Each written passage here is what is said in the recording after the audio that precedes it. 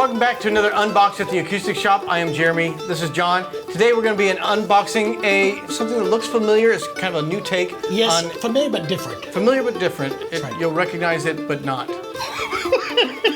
It is the Cremona Rush.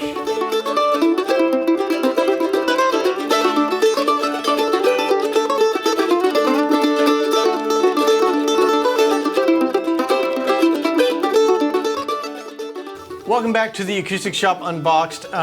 Before we get started today, I want to invite you to like our page. Go ahead and subscribe to this channel, and You might even comment. You might even comment if there's things that you have to say. If you don't have anything to say, still comment. You can tell us about the weather. Turns out YouTube is the place to air all your grievances. So feel free to tell us what we did wrong today in the comments below. We love reading those. No, today we are going to be talking about the Cremona Burst, or the Cremona Rush. Sorry. That's right. It uses the Cremona Sunburst on it, but this is familiar. We did a Gold Rush video, which is it was actually a new model that I hadn't been familiar with from Gibson.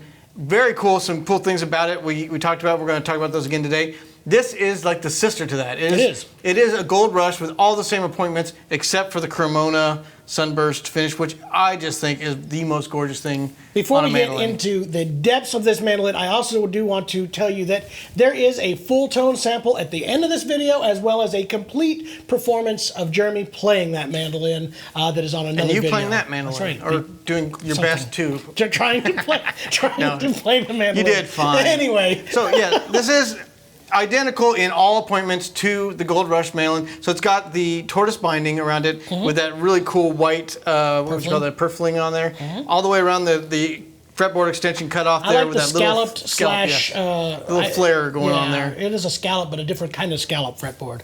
So yeah, they cut off the fretboard extension, but did it in style. I think that white I think even more so, the Gold Rush has just like this honey color throughout. It's no fade to it at all. It's like a solid gold hue to the top and back and sides.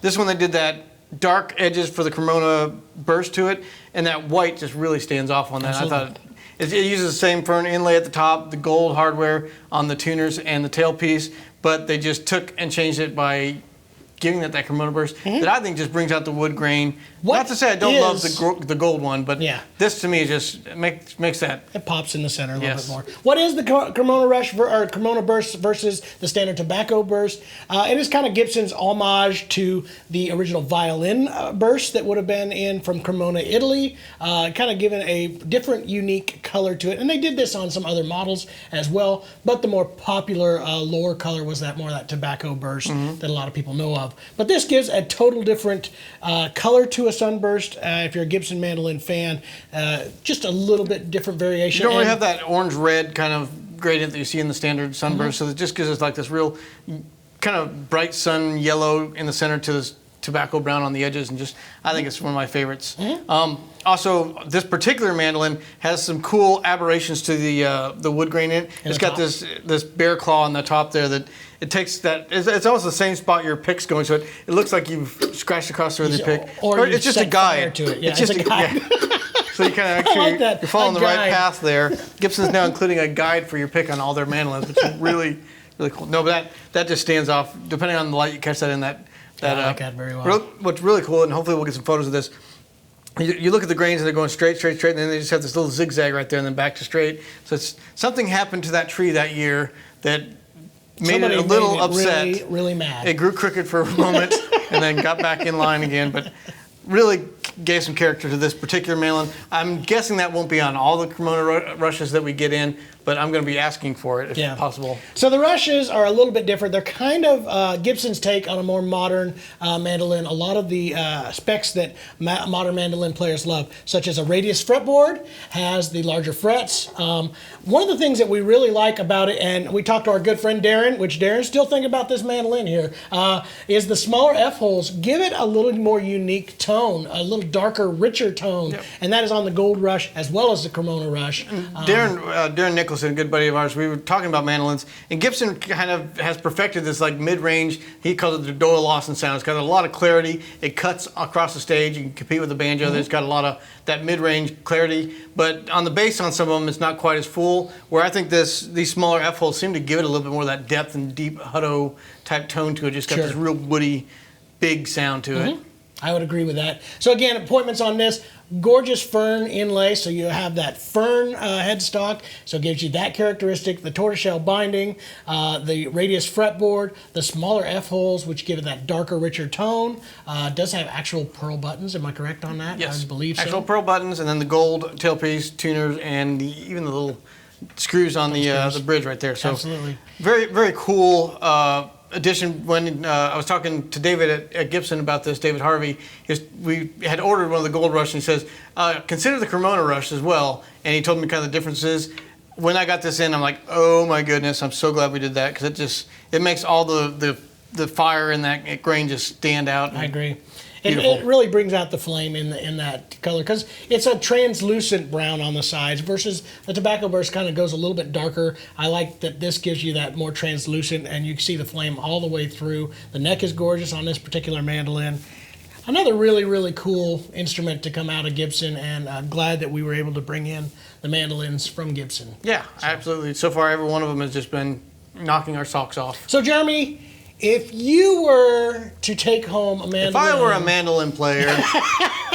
Now, this is definitely one I have been tempted to just steal before we get a chance to sell it, because it ticks off a lot of the boxes on my radar, which is, if you're going to own more than one instrument, you want them to kind of have different tonal ranges that they're covering. You don't want them all to sound identical, because then you pretty much just have the same mandolin with a different name on the headstock or a different color to it. I'd agree This with that. one has that real deep woody tone that I have a Sam Bush model as well that has a lot of that mid-range tone to it. I have an Eastman that I really love. They all kind of carry this different tonal range, so that some days for different songs I may want to pick a different one. Especially in the studio, you kind of shape your the song or the instrument to the song. Mm-hmm. So having those options where they're covering a different tonal range. This one I definitely am missing right now.